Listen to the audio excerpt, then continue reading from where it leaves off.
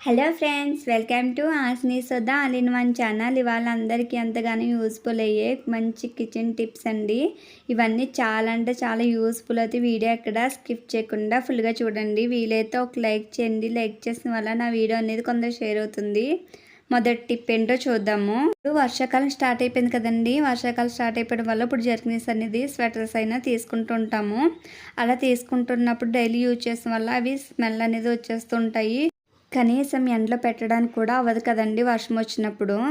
అలా వాష్ చేయడానికి కూడా వీలవ్వదు. అలా వాష్ చేయలేము కాబట్టి, ఎండలో పెట్టలేము కాబట్టి, ఆ స్మెల్ రాకుండా ఉండాలంటే ఈ విధంగా ఈ టిప్ అనేది పాటించండి. ఏంటంటారా, మనం ఇలా జర్కిన్స్ యూజ్ చేసినప్పుడు లాన్ అనేది కొంచెం ఇలా టాల్కమ్ పౌడర్ ఉంటుంది కదండి, అలాంటి పౌడర్ తీసుకునేలాగా స్ట్రైనర్ ఉంటుంది కదా, మనం టీ వడకట్టుకునేది, ఆ స్ట్రైనర్లో వేసుకుని మొత్తం స్ప్రెడ్ చేసుకోవాలండి. ఇలా స్ప్రెడ్ చేసుకోవడం వల్ల జర్కినీస్ అయినా స్వెటర్స్ అయినా డైలీ యూజ్ చేస్తుంటాం కదా, అది ముక్కోసం కింద వచ్చేస్తుందండి. ఆ ముక్కోసం కూడా రాకుండా ఉండాలంటే ఇలాగ టాల్కమ్ పౌడర్ ఏదో ఒకటి మనం స్ప్రెడ్ చేసుకోవాలి. ఇలా చేసుకోవడం వల్ల స్మెల్ అనేది అసలు రానే రాదండి. అసలు ఈ విధంగా ట్రై చేయండి. మీకు ఇంకో డౌట్ వస్తుంది, మన స్టెయిన్లోనే ఎందుకు చేస్తున్నారు అనేది. మనం డైరెక్ట్ వేస్తుంటే వదుక్కునే పౌడర్ అనేది పడిపోతూ ఉంటుంది కదా, ఇలా స్ట్రైనర్లో వేయడం వల్ల ఈక్వల్గా మనకి అన్ని మూలల బాగా స్ప్రెడ్ అవుతుందండి. ఈ విధంగా చేయడం వల్ల మనకి అసలు ఎక్కడ పౌడర్ మార్కలు కానీ ఏది మార్కలు కానీ ఉండదు. ఈ విధంగా చేసుకోవడం వల్ల ఈ విధంగా ఒకసారి ట్రై చేయండి. ట్రై చేసి ఎలాగ ఉంది టిప్ అనేది కామెంట్ సెక్షన్లో కామెంట్ చేయండి. ఇవి టిప్ కన్నా ఇస్తే ఒక లైక్ చేయండి. లైక్ చేసిన వల్ల నా వీడియోని కొందరు షేర్ అవుతుంది. నెక్స్ట్ టిప్ ఏంటో చూద్దాము. నెక్స్ట్ వచ్చేసి ఇలాగ మనం జిప్స్ అనేది వేసుకుంటూ ఉంటాం కదా, అవి టైట్ పెట్టేసి ఒక్కోసారి పట్టదు కదండి. అలా పట్టకుండా మనం టైట్గా పట్టాలంటే ఈ విధంగా ఒకసారి ట్రై చేయండి. క్యాండిల్ ఏదన్నా తీసుకోండి. క్యాండిల్ తీసుకుని ఇలాగా జిప్ అంతటికి ఇలాగా మొత్తం క్యాండిల్ అంతా స్ప్రెడ్ చేసుకోవాలండి.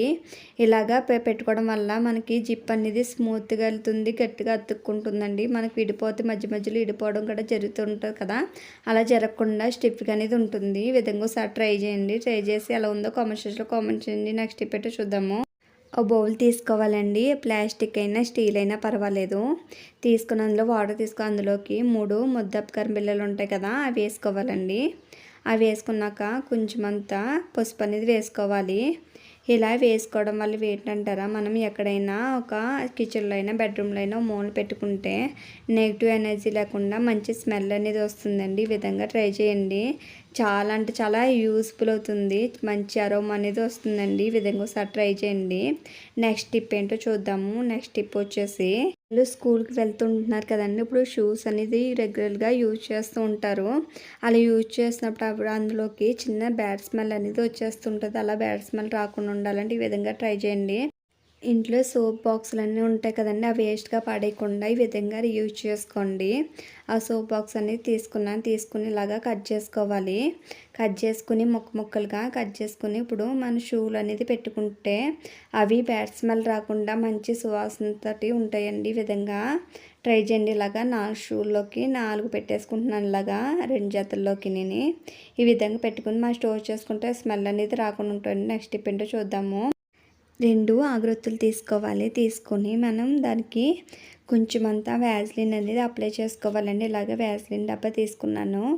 తీసుకుని కొంచెం అంత తీసుకుని మొత్తం 2 అగరొత్తులకి ఇలాగ వ్యాజ్లిన్ అనేది అప్లై చేసుకోవాలి.